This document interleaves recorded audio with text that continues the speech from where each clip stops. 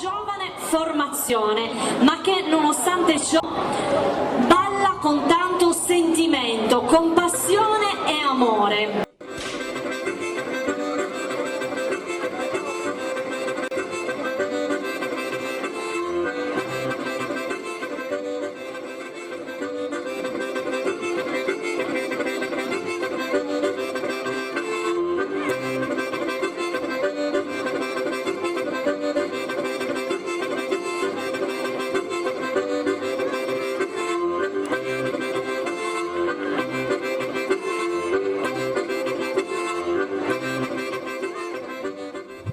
A voi e applauso per il gruppo folk Santa Maria Bambina di Nule.